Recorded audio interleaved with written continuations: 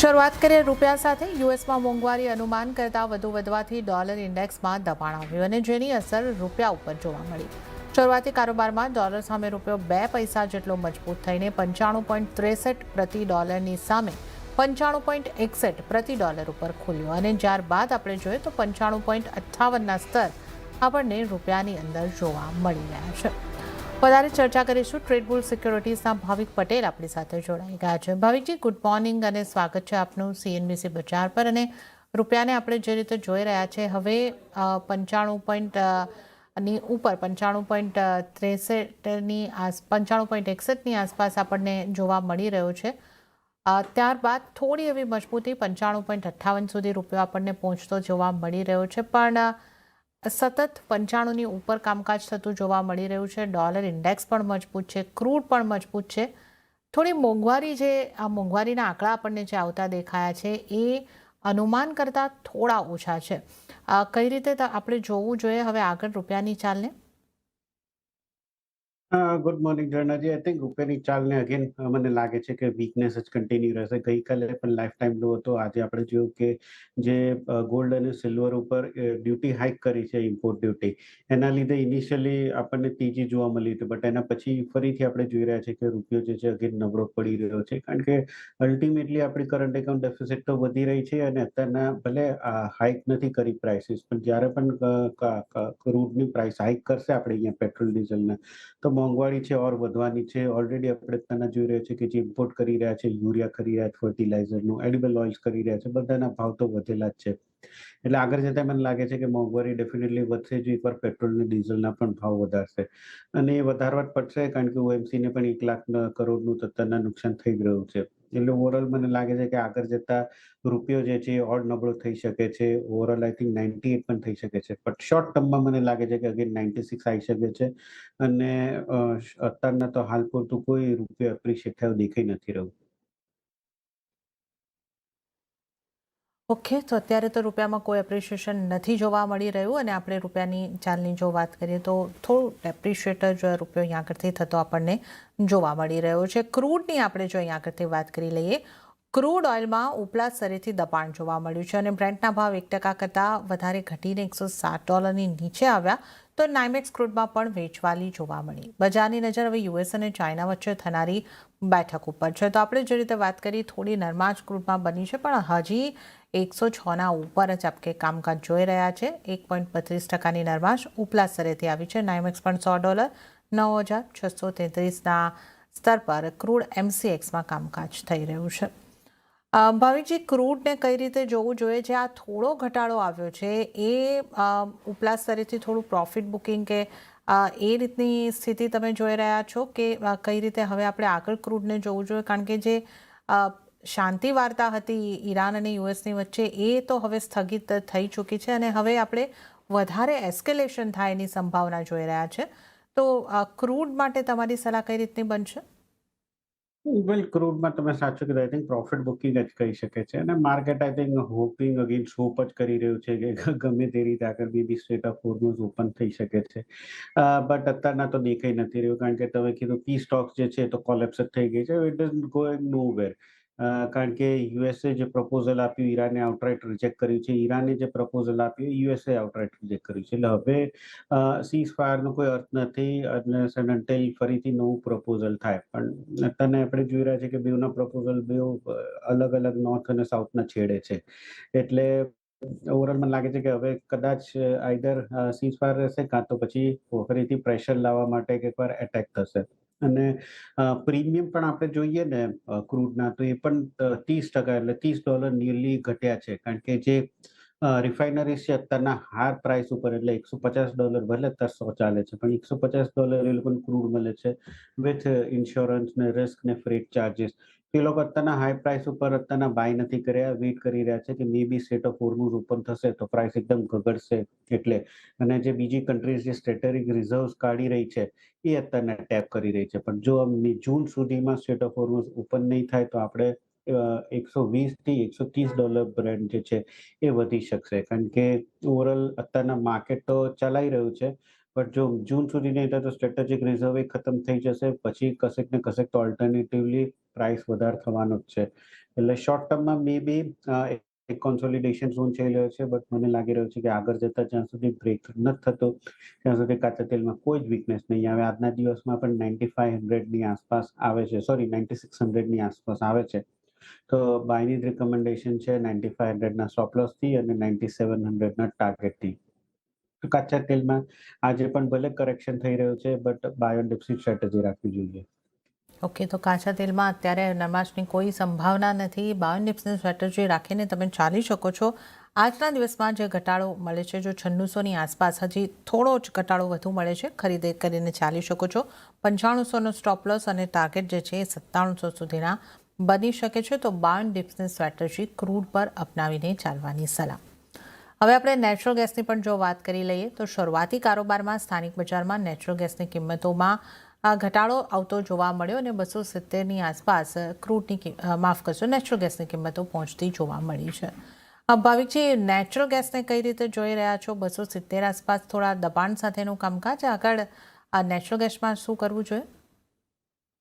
Natural ગેસમાં હવે લાગે છે કે બાય જ કરવું જોઈએ, કારણ કે જે અત્યારના ડીલ સિઝન હતી ડિમાન્ડની હવે ઓછી થવા માંડી છે.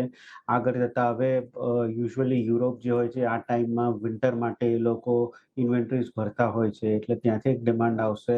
અને બીજી આપણે જોઈ રહ્યા છે કે કમિટમેન્ટ ઓફ ટ્રેડર્સની રિપોર્ટ, એટલે જે મોટા મોટા ઇન્સ્ટિટ્યુશન હતા જે ગયા અઠવાડિયે મેસિવલી શોર્ટ પોઝિશન્સ બનાવી હતી, હવે ધીમે ધીમે એ લોકો અનબાઇન્ડ કરી રહ્યા છે, લોંગ પોઝિશન્સ એડ કરી રહ્યા છે. કશેક ને કશેક આઈ થિંક હવે જે ટ્રેન્ડ જે છે નેગેટિવનું એ કન્વર્ટ થઈને પોઝિટિવ તરફ થઈ રહ્યો છે. 275નો એક મેજર હર્ડલ હતો, ગઈકાલે 275 ઉપર ગયું હતું બટ ક્લોઝ નહોતું આવ્યું. તો મને લાગે છે કે હવે બ્રેક થ્રુ જે છે ઇમિનન્ટ જ છે અને ઓવરઓલ 230-240ના જે આપણે પહેલા લેવલ જોઈ રહ્યા હતા એ મે બી હવે સપોર્ટ તરીકે કામ કરશે. એટલે ઓવરઓલ નેચરલ ગેસમાં પણ મને લાગે છે કે તેજીનું જ હવે વલણ છે અને આગળ જતા 1-2 મહિનામાં આપણે 330-340 સુધીના લેવલ્સ પણ જોવા મળી શકે છે. ઓવરઓલ આજના દિવસે નેચરલ ગેસમાં પણ 265ની આસપાસ આવે છે, તો 260ના સ્ટોપ લોસથી બાય જ છે. 272થી 275નો ટાર્ગેટ રાખી શકાય છે. ઓકે, તો આજના દિવસ માટે ઇન્ટ્રાડે માટે તો ખરીદારીની સલાહ બની જ રહી છે, પણ એક પોઝિટિવ આઉટલુક નેચરલ ગેસ માટે આગળ માટે પણ બનતું જોવા મળી રહ્યું છે. તો આજની માટે જો વાત કરીએ તો 265થી ખરીદારી કરીને ચાલી શકો છો. 260નો સ્ટોપ લોસ રાખવાનો રહેશે. 270થી 75ના ટાર્ગેટ નેચરલ ગેસની અંદર જોવા મળી શકે છે અને એકાદ મહિનાનો વ્યૂ હોય તો 330-340 સુધીના ટાર્ગેટ પણ બની શકે છે. તો ક્રૂડ અને નેચરલ ગેસ આ બંનેમાં ઘટાડે ખરીદી કરીને ચાલવાની સલાહ બની રહી છે.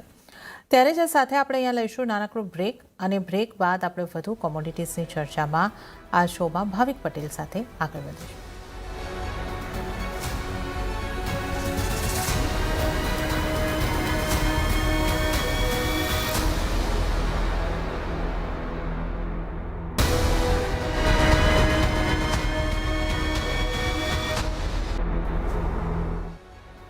બ્રેક બાદ કોમોડિટી લાઈવમાં આપનું સ્વાગત છે.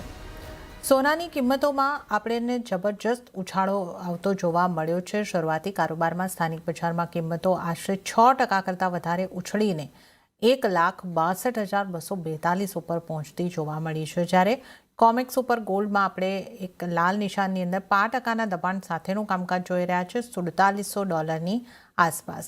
અહીંયા યુએસના મોંઘવારી વધવાને કારણે અને ડોલર ઇન્ડેક્સમાં દબાણથી કિંમતોને સપોર્ટ મળતો જોવા મળ્યો છે અને MCX ઉપર આપણે ત્યાં જે ઇમ્પોર્ટ ડ્યુટીની અંદર મોટો ફેરફાર કરવામાં આવ્યો છે. 6%થી ઇમ્પોર્ટ ડ્યુટી વધારીને 15% સીધી કરી દેવામાં આવી છે.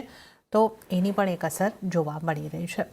ભાવિકજી, સોનાને તમે કઈ રીતે જોઈ રહ્યા છો? કોમેક્સ પર દબાણ છે અને MCX ઉપર આપણે જે મોટો ઉછાળો જોઈ રહ્યા છે, 1,62,000ની ઉપર હવે કિંમતો 5.6%ની મજબૂતી.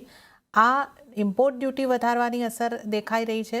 કઈ રીતે તમે જોઈ રહ્યા છો અને આ ઇમ્પોર્ટ ડ્યુટીના વધારાની અસરની કેવી રીતે આપણે સોનાના કારોબાર પર ઇમ્પેક્ટ જોઈશું? વેલ અત્યારના તો ઇમ્પોર્ટ ડ્યુટીની જ લીધે આપણે જોઈ રહ્યા છીએ કે મોર્નિંગમાં ગોલ્ડ અને સિલ્વરમાં જે સર્કિટ લાગી હતી કારણ કે પ્રાઇસ એડજસ્ટ કરતી હતી કારણ કે જે એમસીએક્સમાં પ્રાઇસ જે છે ઇન્ટરનેશનલ માર્કેટ પ્રાઇસ અને એની સાથે સાથે જે લેન્ડિંગ કોસ્ટ આપણે થઈ રહી છે અને પ્લસ રૂપીમાં કન્વર્ટ થાય એ ટોટલ અત્યારે દેખાડી રહ્યું છે એટલે ઓફકોર્સ જ્યારે પણ આપણે લેન્ડિંગ કોસ્ટ વધે છે એટલે ઇમ્પોર્ટ ડ્યુટી આપણે હાઇક કરીએ છીએ ત્યારે એનો પ્રાઇસ એની ઇફેક્ટ જે છે એમસીએક્સમાં દેખાતી હોય છે એટલે આજના દિવસમાં ભલે ઇન્ટરનેશનલ માર્કેટમાં ગોલ્ડ જે છે ડાઉન છે પણ આપણે ત્યાં અત્યારના તેજી છે અને ઓવરઓલ મને લાગે છે કે કાલે આપણે સોનું જોઈએ ઇન્ટરનેશનલ માર્કેટમાં તો જે મોંઘવારીના આંકડા આવ્યા યુએસમાં ધાર્યા કરતાં વધારે આવ્યા જેના લીધે હવે એટલીસ્ટ 2026 અને મિડ ઓફ 2027માં જે રેટ કટ છે that is out of the question but હવે રેટ હાઇક જે છે એ મે બી 2027માં એકવાર આવી શકે છે એની પ્રોબેબિલિટી વધી રહી છે જે અગેન ગોલ્ડ અને સિલ્વર માટે નેગેટિવ છે કારણ કે જો રેટ હાઇક થશે તો ડોલર અને બોન્ડ્સ એ બેમાં તેજી થઈ શકે છે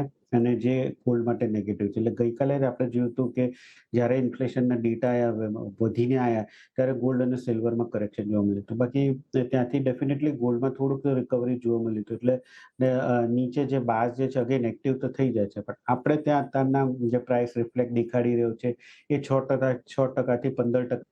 જે હાઇક થયું છે ઇમ્પોર્ટનું ટેરિફ ઉપર એનું દેખાડી રહ્યું છે ઓવરઓલ આજના દિવસમાં આઈ થિંક સોનામાં તેજી તો લાગે છે બટ હું કહીશ કે વેઇટ એન્ડ વોચ કરવી જોઈએ કારણ કે ઓલરેડી આપણે ત્યાં 6%નું તેજી દેખાઈ રહી છે because of the import duty અને આટલા મોટા જ્યારે ઝોન હોય છે ત્યારે સપોર્ટ અને રેઝિસ્ટન્સ લેવો થોડોક ડિફિકલ્ટ પડતો હોય છે એટલે વ્યૂ મારો હજી પણ પોઝિટિવ છે પણ આજના દિવસમાં ગોલ્ડમાં અત્યારના કોઈ ટ્રેડ લેવાની સલાહ નથી.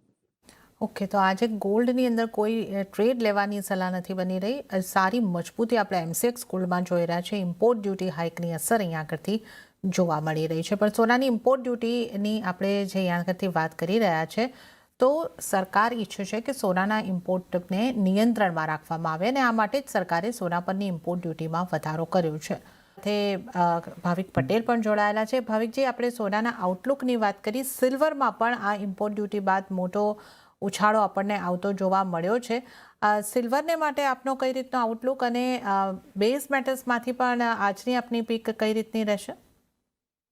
વેલ સિલ્વરમાં હજી પણ મારા આઉટલુક તો પોઝિટિવ જ છે ઇનફેક્ટ જ્યારથી આ વોર ચાલુ થયું છે હવે આપણે જોઈ રહ્યા છીએ કે રિન્યુએબલ એનર્જી છે એ તરફ વધારે વળાંક થઈ રહ્યું છે એટલે સોલર પેનલ છે ઈવી છે આ બધાનું અત્યારના ડિમાન્ડ જે છે એ વધી રહી છે અને એ બધામાં સિલ્વરનું જે યુઝેજ છે એ વધતું હોય છે એટલે મને લાગે છે કે ગોલ્ડ અને સિલ્વરમાં સિલ્વર જે છે ડેફિનેટલી આઉટ પરફોર્મ કરશે મીડિયમ ટુ લોંગ ટર્મમાં આજના દિવસમાં ઓફકોર્સ સિલ્વરમાં અમારો કોઈ કોલ નથી કારણ કે ઓલરેડી આટલો બધો હાઈ પેચ છે એટલે એના ઉપર પ્રાઇસ એક્શન પર એક બાય રિકમેન્ડેશન થોડુંક ડિફિકલ્ટ છે બટ બેઝ મેટલ્સમાં હજી પણ મને લાગે છે કે તેજી છે જે યથાવત રહેશે ખાસ કરીને કોપરની વાત કરીએ તો 1395ની આસપાસ બાય કરી શકાય છે 1405ના ટાર્ગેટથી અને 1309નો સ્ટોપ લોસ રાખી શકાય સેમ વે ઝિંકની વાત કરીએ તો ઝિંક પણ 362 એ બાય કરી શકાય 366ના ટાર્ગેટથી અને 360નો સ્ટોપ લોસ રાખી શકાય કોપર અને ઝિંકમાં બાયની રિકમેન્ડેશન છે. ઓકે, તો કોપર અને ઝિંકમાં ખરીદારી કરવાની સલાહ, સોના અને ચાંદીમાં આજે કોઈ ટ્રેડની સલાહ અહીંયા આગળથી નથી બની રહી. અને ત્યારે જ ભાવિકજી, આપનો ખૂબ ખૂબ આભાર. આપ અમારી સાથે જોડાયા